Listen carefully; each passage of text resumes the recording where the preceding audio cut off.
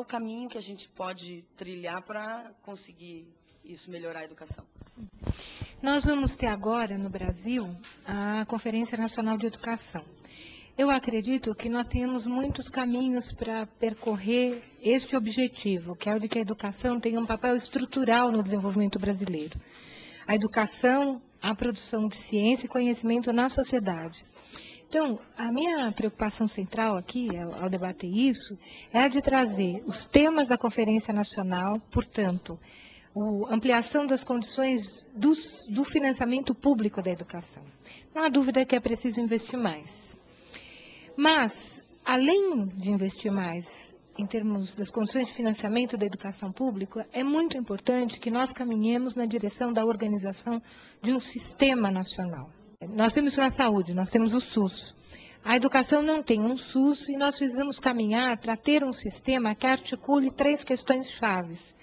A qualidade, a construção de um padrão nacional de qualidade social da educação, a democratização da gestão da educação e a democratização de condições de acesso. E eu queria destacar uma questão chave. É preciso que a juventude, é preciso que as crianças, é preciso que a nossa escola mude o padrão de qualidade da educação pública. Então, numa época como a nossa, que a velocidade da informação é tão grande, que os apelos são tão grandes, é fundamental que a educação em todas as áreas do conhecimento, português, matemática, história, geografia, possa trazer para o debate e para a formação da juventude, das crianças, elementos de construção do conhecimento e não só de reprodução. A gente diz que para compreender o mundo, isso já era necessário, nos últimos 20 anos isso é imprescindível. Ou seja, é preciso que as nossas crianças e os nossos jovens sejam capazes de construir conhecimento e não reproduzir informações apenas dos livros ou da aula do professor. É preciso que, para essa construção, os jovens tenham acesso à informática, tenham acesso à tecnologia, mas isso não basta. É preciso que a tecnologia seja lida e usada a partir de paradigmas de conhecimento que permitam à escola levar em conta aquilo que o aluno sabe, aquilo que ele tem como experiência social e cultural e aquilo que nós queremos que ele venha construir. O que o Paulo Freire chamou de dialogicidade, né? Incorporar essa experiência como questão curricular-chave.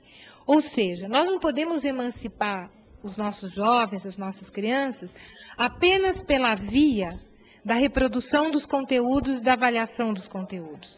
O processo de avaliação no Brasil tem que ser muito mais complexo, tem que avançar muito além daquilo que já foi construído e conquistado pelo nosso governo. O Ministério tem investido muito na formação dos professores, que é muito importante, mas é preciso mais. É preciso gerir o processo pedagógico de uma outra forma. E gerir o processo pedagógico de uma outra forma significa que a escola possa investigar a realidade social, cognitiva, cultural dos nossos alunos, que ela possa criar nexo entre o que os alunos sabem e o que eles podem vir a saber. A escola não pode ser um lugar de exclusão. E tudo isso tem que ser feito levando em conta o que a comunidade traz como contribuição. É muito importante que o PDE, o Plano de Desenvolvimento da Educação, que o governo está fazendo, seja do conhecimento da comunidade, que ela possa participar do processo, não somente avaliando, mas contribuindo com sugestões, com formulação de política. O processo de inclusão, que a pedagogia faz referência hoje, não é um processo que se restrinja à questão dos deficientes. A inclusão é algo que envolve cada um com os seus tempos, seus ritmos, suas características biofísicas, cognitivas, culturais, sociais. E é papel da escola se debruçar sobre isso e fazer a ponte entre isso e o melhor, o mais avançado que a ciência, as artes, a filosofia produziram na história da humanidade.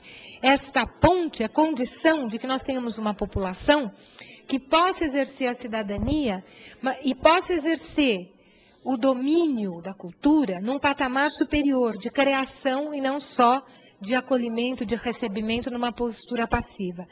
Os governos do PT, os governos municipais, em algum nível os governos estaduais, tiveram e podem ter um papel maior ainda na construção deste trabalho, desta política. É muito importante que esse debate possa se fazer num nível superior com o Ministério no próximo governo, de maneira que nós tenhamos um acolhimento maior da riqueza de experiências que nós temos, que podem contribuir sensivelmente para que nós avancemos na construção da qualidade e para que não só no campo da ciência nós tenhamos produção de conhecimento. Não é só a universidade que cabe esse papel, os institutos tecnológicos, aos grandes centros de pesquisa. Então, as coisas que eu coloco hoje só são possíveis porque existiram 7 anos de governo Lula. E é importante que nós avancemos. A Conferência Nacional vai tratar da questão do Sistema Nacional Articulado, que deve permitir um novo pacto de gestão da educação. Por quê? Porque as crianças não são municipais ou estaduais. Essa é uma coisa óbvia que se fala, mas é importante. É preciso que nós tenhamos planejamento entre as redes de ensino, é preciso que nós tenhamos um padrão nacional de qualidade, ao qual deve estar vinculado a perspectiva de construção de um padrão de financiamento também. Tudo isso é possível porque o nosso governo avançou muito. Agora, é necessário que nós sejamos capazes de acolher a ideia fundamental de que a escola não é lugar de reprodução, que os espaços educacionais são lugares de construção de cultura, da experiência educacional, que deve formar cidadãos que pensem, que produzam. O nosso projeto nacional de desenvolvimento precisa disso. Isso não é um problema nem dos educadores e nem só dos jovens que estão na escola. Isso é um problema do Brasil.